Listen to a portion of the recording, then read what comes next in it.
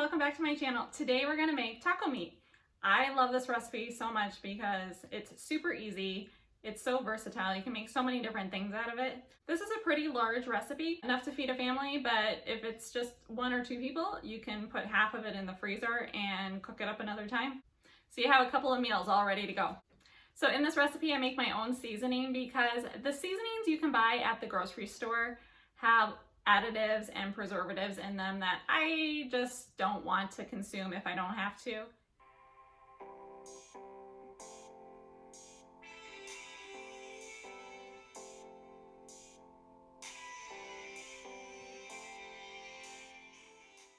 Also, if you're intolerant of gluten, some of those store-bought seasonings actually have wheat flour in them. So that's not good for people who eat gluten-free, and that's also not good for people who are trying to eat low carb because that's just adding unnecessary carbohydrates.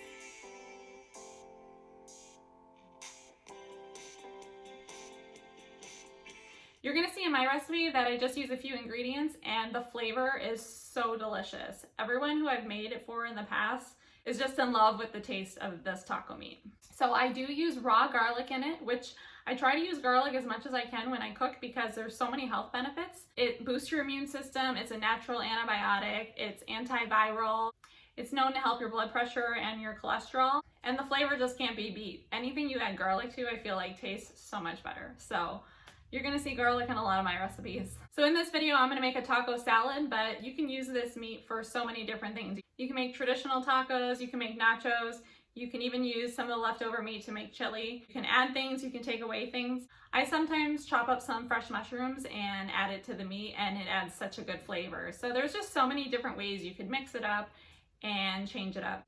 So you're also gonna see that I'm making it in my iron skillet, which I love my iron skillets.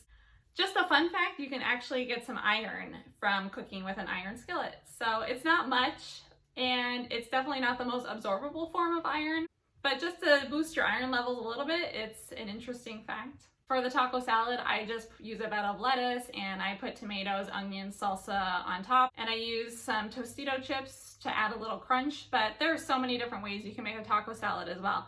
You can add cheese, you can add sour cream, you can add beans, anything you want, really. I mean, it's your creation, so you can dress it up however you want. I like making a salad like this because then you don't have to use salad dressing. There's already so much flavor. If you make the taco salad how I make it, minus the chips, you basically have a carb-free meal. There's a little bit of carbs in the tomato and in the salsa, but it's minimal.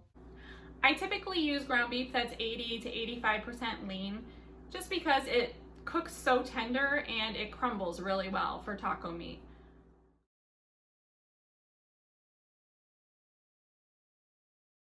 But you could use extra lean ground beef. Really any ground beef would work. I just prefer to use this kind. All right, so let's get started.